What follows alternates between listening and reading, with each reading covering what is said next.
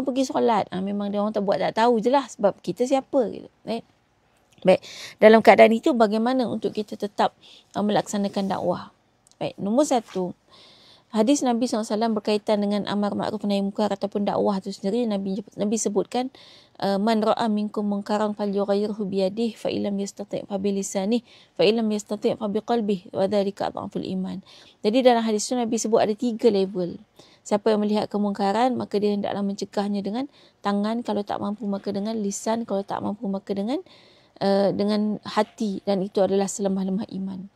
Maksudnya proses untuk kita melakukan dakwah itu kan, amar ma'ruf nahi munkar itu bentuk dakwah. Baik, proses untuk kita melakukan dakwah adalah melalui 3 tahap tadi. Tahap kita lah kemampuan kita. Jadi kalau ceritanya kita dah tak ada kuasa di situ, maka tak payah bincang tentang kuasa. Kita tak perlu fikir macam mana nak buat, kita tak ada kuasa.